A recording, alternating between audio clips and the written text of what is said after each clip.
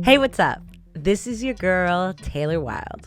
Welcome back to Wilde On Season 5, the podcast where you get the insider's view of the weird, wild world of wrestling and witchcraft on Wednesdays.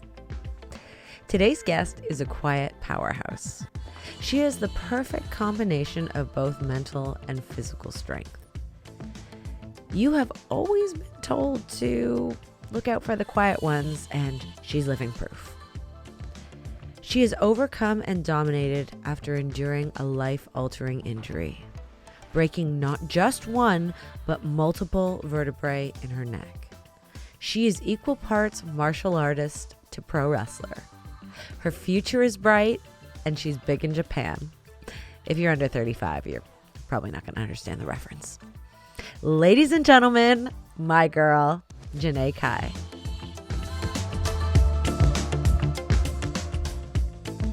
Where did wrestling come from? Where was your love birthed? I mean, it started when I was little, of course, when I was a kid, just watching wrestling. But my dad kind of introduced wrestling to me. I don't know how it happened. I think it was just like his side of the family was really into it. And then I kind of peeked in and saw them watching it and started watching it with them. And yeah, like they were a big fan of The Rock, and like they even had like the Rock poster up in the house and everything. So like, yeah, it literally started when I was like around 5 years old. I was seeing a lot of like wrestling stuff. And then my dad started taking me to the live shows when I was like 6. And I remembered, going to SmackDown Live and seeing The Rock there when The Rock was on SmackDown, seeing Trish Stratus, seeing like the Hardy Boys come out, seeing Kane. Like it was like early 2000s WWE, obviously, as you can tell, like the people that I'm saying that I was seeing that was my live. favorite era. So you're preaching to the choir, girl. And like as I was watching each of them, they kind of gave me this like feeling, like I can't really explain it. It's just like this vibe that I was like, yo, like I love how they make me feel, and I want to be like that one day. I want to be that person that makes somebody watching like feel exactly how I'm feeling. I love that. So it was like an energy, it was a vibe. And how old were you when that switch went? When I was 6 years old, I was heavily into it, as like, how any kid is, and like really, really, really bleeds every single little thing someone was saying on the mic, like just everything, And then when I was 13, that's when I knew for sure that I wanted to get into it somehow. And that's when I told my mom first that I wanted to see if I can get into it. And I did the research myself. At 13? Like, I did all the research. Yeah. I did all the research myself first, and then I told my mom about it, and then she took me to a school that was nearby just to like check it out, like just to see like what it really is like. And with them knowing that I was 13 years old, of course it's a little I mean, back then it was definitely a little bit like, I don't know, you're gonna be the youngest one here, like it's very like, of course, my mom has to be there all the time. So after high school, I was kind of thinking about it. And then it finally happened where I was old enough to just move out on my own and go do it myself. So that's what I did. Good for you. So you had it locked in from a young age, and you just kept chipping away. So when did martial arts come into play in your life? Because obviously your wrestling persona, your wrestling style is all heavily influenced by martial arts. So I started Taekwondo when I was 6. So it was like around the time where I got into wrestling as well. And 6 years old was Taekwondo. And then when I got older, I did Muay Thai and kickboxing, Dutch kickboxing to be exact. And that's when I kind of transitioned my style a little bit more, rather than more like Taekwondo style. I started going into like more of the Muay Thai, like mixed martial arts type style. And of course, when I started wrestling, that's when I definitely wanted to implement what I knew already into pro wrestling style. Very cool. So you struck a nerve with me. You said specifically Dutch kickboxing, or was that what you said? Okay. So instantly I'm thinking Tommy and Aleister Black. Have you guys communicated with that love of pro wrestling and kickboxing? No, I have not, but I would love to because every time I see like any videos of him hitting mitts or anything Yeah. like that, it's like, yeah, like it's Oh, exactly like, you yeah, guys that's need what exact emergence. training. There's something there, Yeah. 100%. Because I Oh was just like, yeah. Dutch kickboxing, that is very specific. And the only person I know Yeah. is someone who's from there, which is funny, because pro wrestling is so not saturated on that side of the country. How did you specifically get into Dutch kickboxing? I went over to Florida. It was like South Florida at Henry Hoof's gym. Henry Hoof, he's a very popular kickboxing coach and he trains a lot of UFC fighters and he specifically like trains like Dutch kickboxing style. And so that's where I went. And he's the one that really switched my style like that. Because Interesting. he saw, yeah, he saw that I was very Taekwondo like based Okay. just because of my stance. And then he saw how I just kicked, like the first kick I threw, he was kind of like, try it this way, just change that one little thing, like put your hand out real quick before you like to get that distance and then kick. Like he really saw it right away and he switched everything. Wow. So yeah, right after that, I was like, wow, like I really like this outlet. This is me. Yeah, I really love the Dutch kickboxing style a Ah, lot. cool. Now, Yeah. obviously, you're very unique, and that's really what makes women's wrestling so exciting in 2023. There's so many different styles. The talent pool is so vast and in depth, but it's the characters. And tell me about your look because you have a very unique look. Is this you, the pro wrestler, that has kind of that look bleeds into your life, or is your like physical look, is this you and it just so happens that it's amazing and unique in wrestling? It's like a mixture, to be honest, because it is me out there Yeah. as the pro wrestler. Like that's definitely me. Like my style, I do try to keep it like how I actually am in my personal life, you know? Yep. Because like for me, I really try to make it authentic Mm-hmm. and like in the ring, I try to make people, know right away, okay, this is authentically her. Like this is very organic. I love what I see. Okay, I get it. Okay, cool. Like I know exactly who this person is. I have to say, so when I started this podcast, it was primarily just women in pro wrestling. My family, my sisters. I've grown to incorporate some guys. And then for a little while, I was interviewing MMA, bare knuckle, and women of UFC. And the one thing I will say, pro wrestling, we all know it's a work. However, it's hard hitting, it still breaks down your body, and there's elements of it that are very real. MMA, martial arts, this is very different. This is a shoot. This is real. You women who can literally kill somebody with your bare hands have the calmest dispositions I have ever come across in my life. You are cute as a button. You are so zen, but I know that you could take down someone twice your size and it's giving me life. I love it. No, yeah, I get that. I get that a lot, because people really don't expect certain things from me. Because I am more quiet too. Yeah, I do open up quick, but like I still try to maintain. I think it's more sure. so because of like how I was taught in Taekwondo with the discipline and everything, and how it was very quiet in class, and like Hmm. you didn't really, it's cool though. It's all good. Like it's It's not like I'm like taking any good. offense to it or anything. Like I totally get it, and like I love surprising people that way, to be honest. Truly, that's what I mean. I truly mean it as a compliment because when you see somebody in a fight in their element, be it martial arts, MMA, UFC, whatever it is, you're a trained fighter, right? Like you're actually fighting and it's to win. But the human being is so different, which is why I love this podcast. So let's step away from wrestling, martial arts. Tell me a little bit about you. What was your favorite subject in school?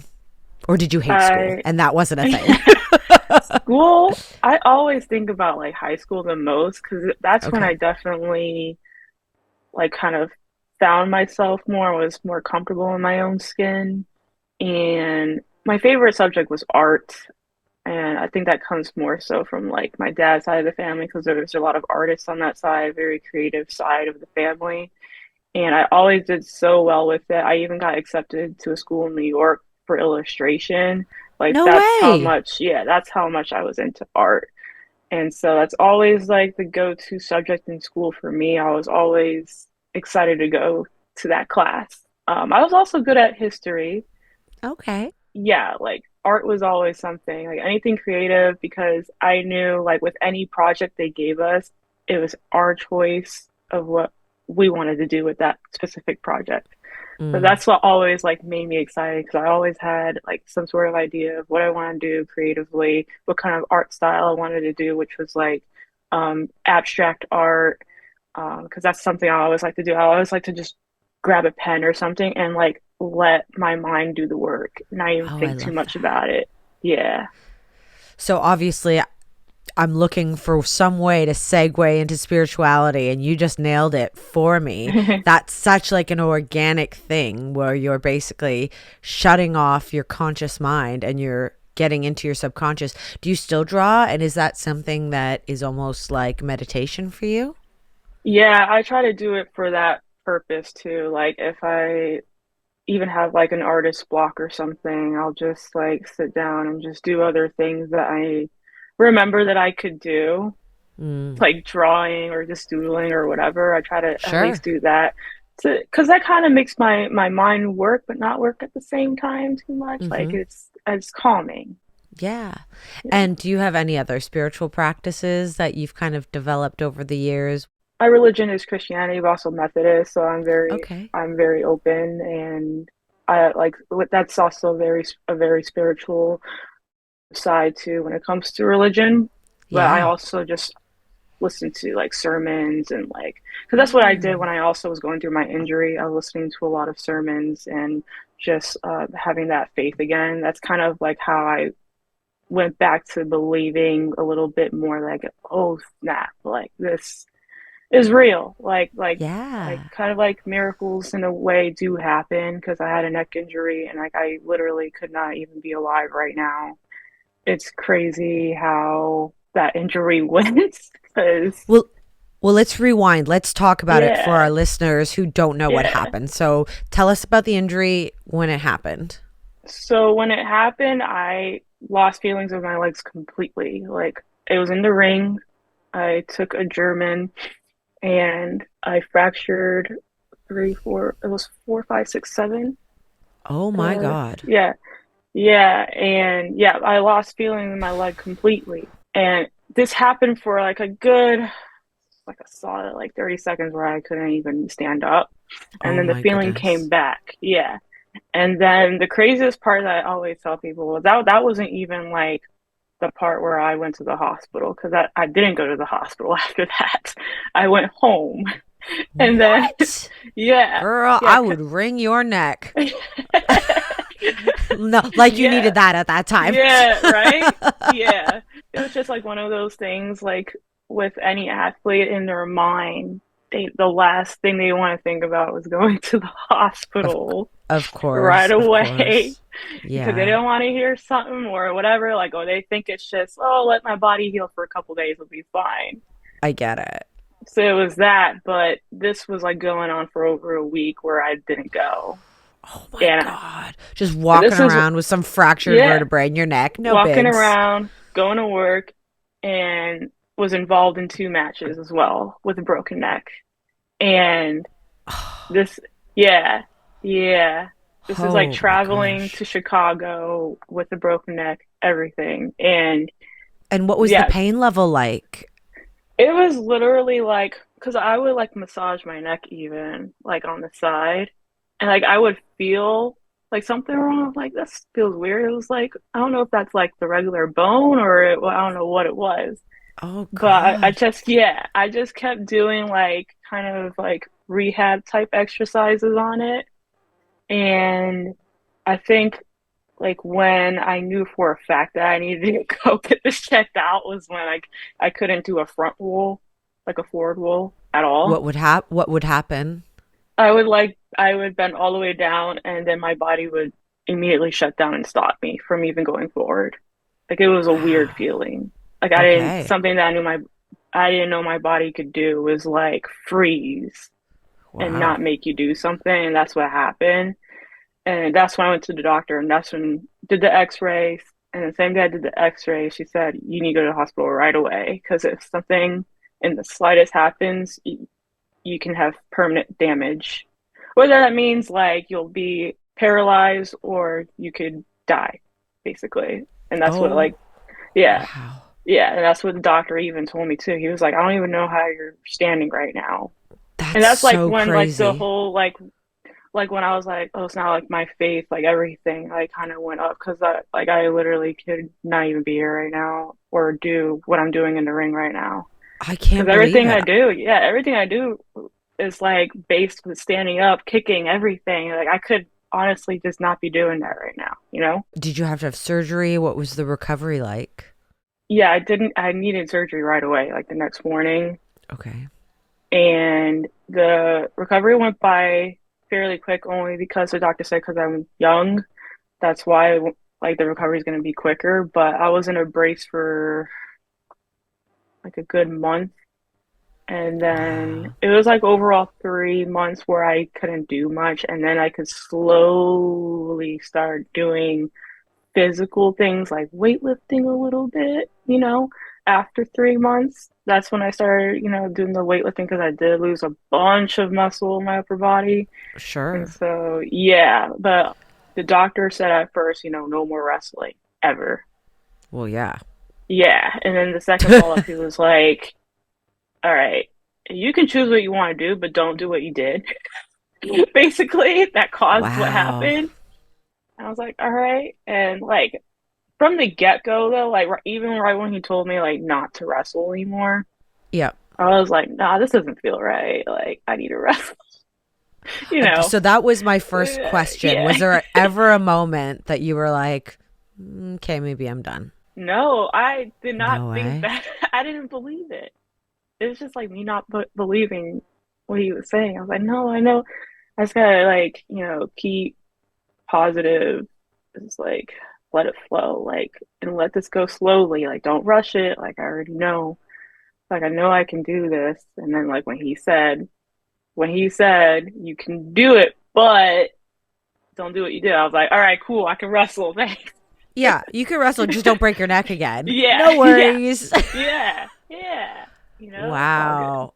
That is a true testament to your mental strength because I don't know a lot of people. Granted, a lot of wrestlers have broken their necks and continue to wrestle, but you had, like, you really had angels with you, girl. Like, I can't believe you were walking around, still Mm, traveling, still wrestling with a broken neck, and you're here today in full functioning capabilities. Like, you live your dream because you've got one life, and yeah. you basically got a second chance. And how long ago was this? This was end of 2019. So, like, even like before pandemic struck, like, that's when I was like, oh, okay, like, and then wrestling was at a pause. I'm like, okay, so I'll get to Yeah.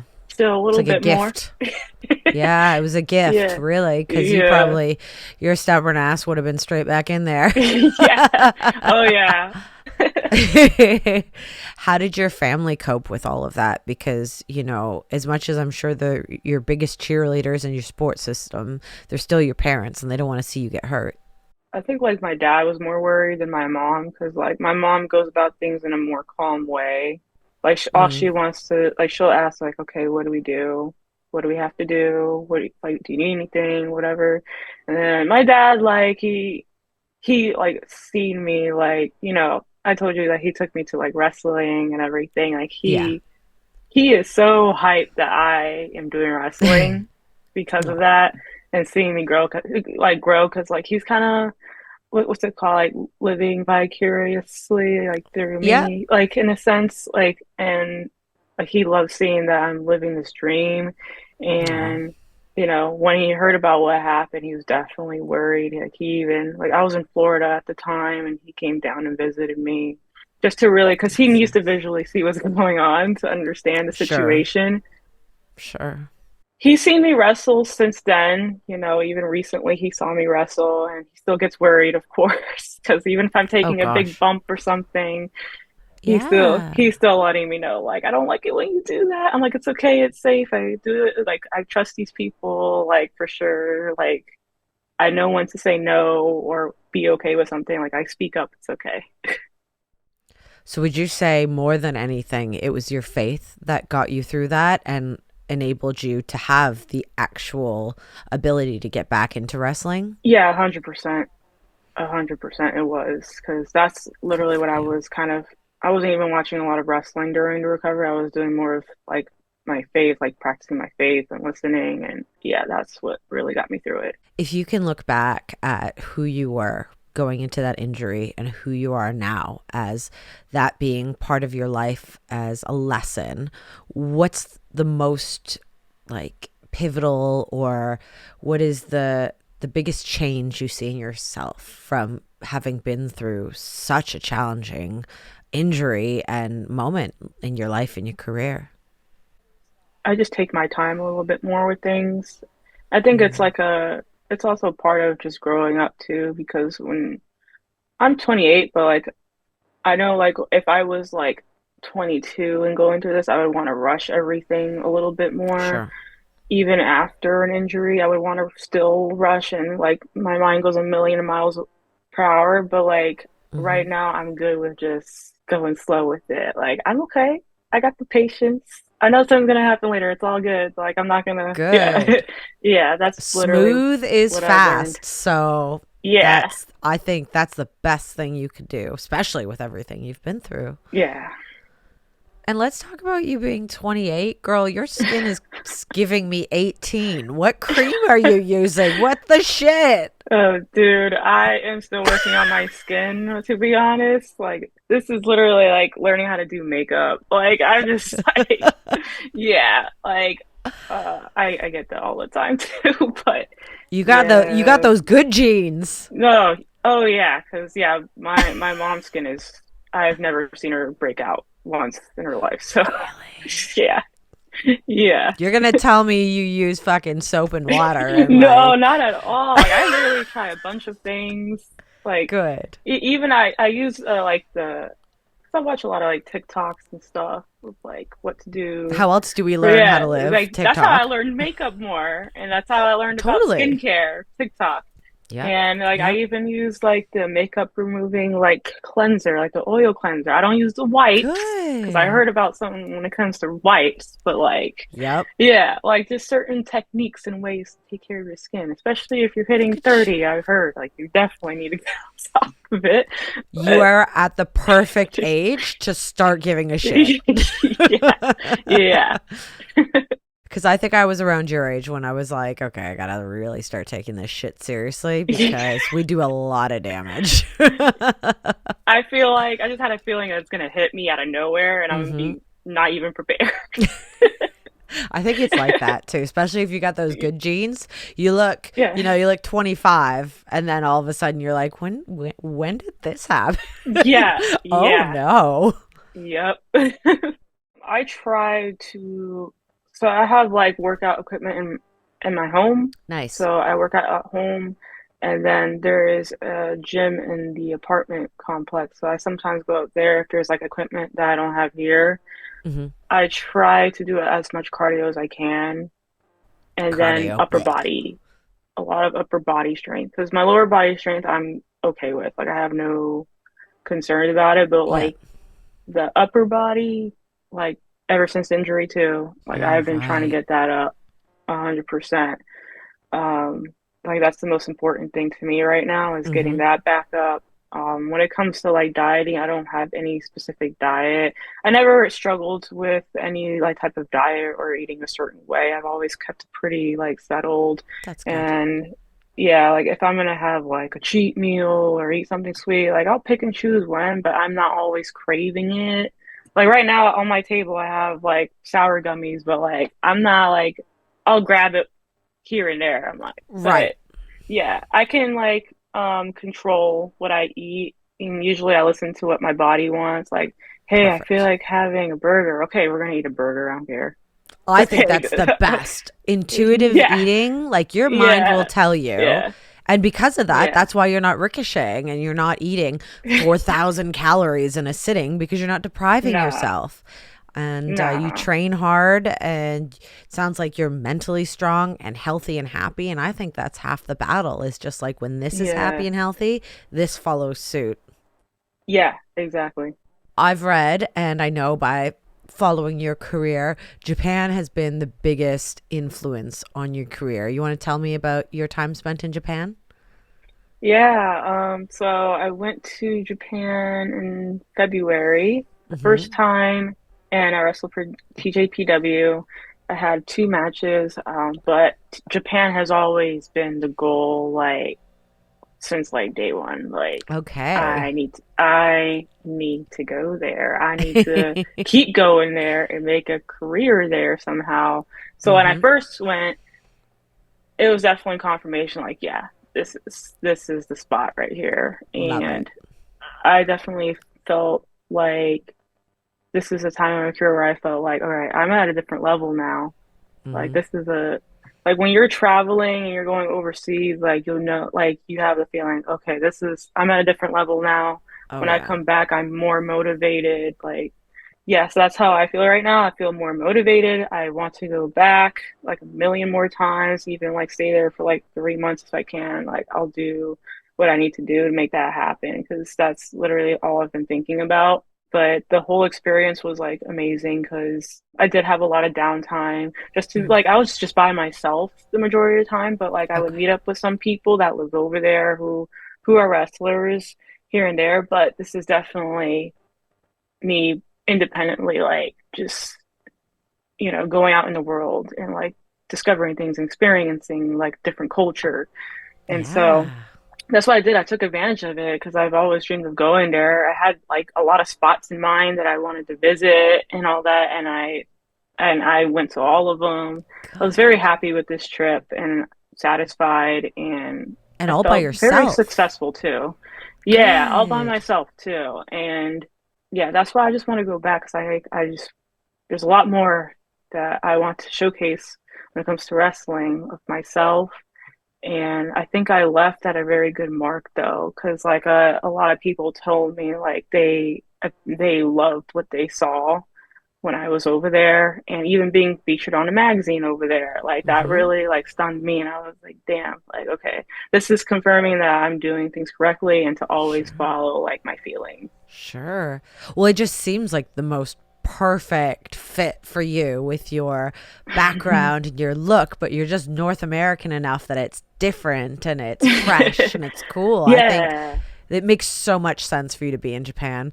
Um, there's this feeling you get that's indescribable after you do your first match where neither you or your opponent speaks the same language, and you learn Hmm. that Hmm. wrestling really is this universal language, and even though you Yeah. can't communicate, you're still so bonded. You know, you get along, but you have no idea what the other person is Oh yeah. saying.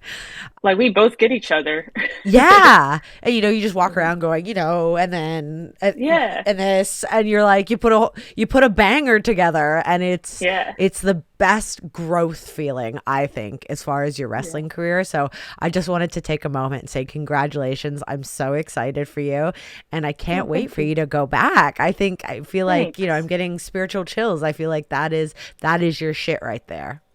Thank you. I appreciate it. Okay, let's do my top 10 tailor made questions. It is not a speed round. You ready to go? Yeah. Okay, I'm starting dark because I am a witch. I am goth. I want to ask some weird questions that no other interview is probably going to ask you. Okay, cool.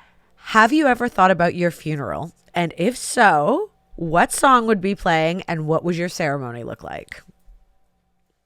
You know what? I actually haven't thought about it. It's so Good for funny because you, like happy girl. it's so funny because like my mom talks to me about it, like what she plans to have going on. I'm like, Mom, I don't want to talk about it. But You're yeah, like my I haven't thought sister. about that. That's cool. I have no idea. Good. You know what? That's probably means you're healthy. So I'll take my weird questions and move on to the next one. What zodiac sign are you? I'm a Libra. A Libra. Oh, okay, interesting. If you could pick 3 qualities that would make up the perfect zodiac sign, and I usually think about it as what makes up the perfect partner or friend, what 3 qualities would make up the perfect zodiac sign? Like Libras, like they're all about balance. So that's Yep. one thing. So like balance, someone who you can easily like you want to be their friend. Like Ah, they have that vibe to them. Which I believe there's one zodiac sign like that. I forgot which one. It's like that. oh, But that's really likable. uh yeah, very likable, like you easily want to be their friend. Likability. Yeah. Yes. And then another is probably just an overall loving, caring person. I like Yeah. that. Yeah. Perfect. What is your secret supernatural power? I don't know if this is like a power, but like it's just automatically having the strength to like maintain during situations. Oh, It's kind that's of like we're totally a power. okay, because it was kind of like we were talking about like how I am calm, but I Hmm. know I can go if I needed to fight. I know, but like I don't have that automatic trigger to fight. Sure. Yeah, so I feel like that is like a power of mine That that I is got. knowing you're powerful, but Yeah, not showing your cards immediately. yeah, yeah. I like that. I think that's a superpower for sure. Because you could be a hothead, but you don't need to be. Exactly, exactly. Do you believe in ghosts? And if so, do you have a ghost story? I sort of like believe because, but I haven't had like a personal experience. I've heard other people's experiences, and it makes a lot of sense, Sure. like due to like what the situation was. Because even I Okay. believe that someone is in the room with you. Let's say like someone close to you that passed away. I believe they're in or around the room with Mm-hmm. you. Mm-hmm. Yeah, So you believe in energy, you yeah, believe spirits are around us, but you haven't had anything yeah, happen to you specifically, but you believe. You just don't, you yeah. haven't seen it yourself. Okay. Right. All right. Nip slip, incontinence, little pee in the ring, lip slip. We've all had it. What's been your most embarrassing moment in the ring? And if you haven't peed in the ring as a female professional wrestler, you're not working hard enough yet. Slightly, slightly. It's a slight one, but Just a little pee. just a little bit. And it was like it's like like you always got to pee right before the match type deal. Oh yeah. And it's like Yeah. when you're in the corner and someone gives you that gut. Or you have a big belly out Yeah. missile drop kick off the. Yeah, it's just it's not. We're not supposed to play pinball with our fallopian tubes and our Yeah. uterus. So just Yeah. a little pee. It's fine. Yeah. So that has happened for sure. Yep. Good But girl. you're like That's what I love to hear it. personally embarrassed, but nobody else. No, and you can't see it. It's like you have this moment where you're like, did anyone see that? No one No, sees it. not No one sees it. Nothing to be embarrassed about at all. it. What is your professional wrestling pet peeve?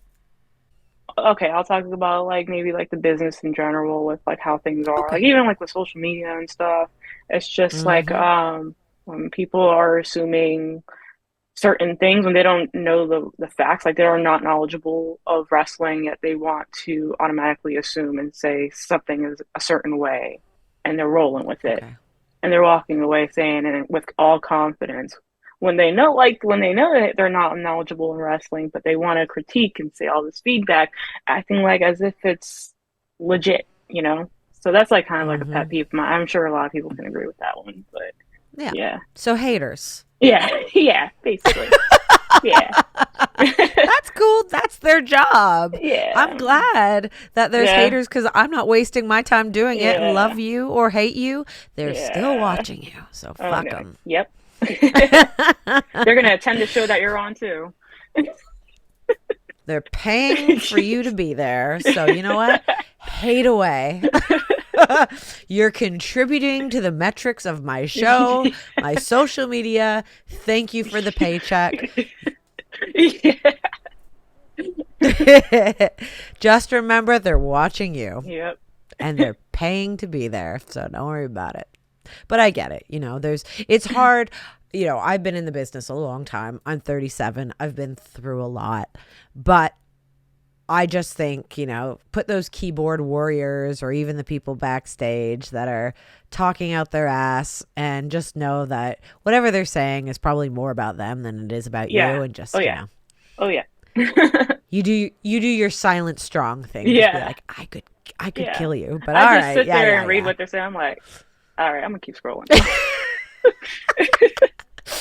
And, don't get it twisted. Those kind of people, they go home going, fuck, what did I say? Yeah. That stuff always circles back. Mm-hmm. Who is your favorite band or artist? Right now, I will say that I like the Suicide Boys.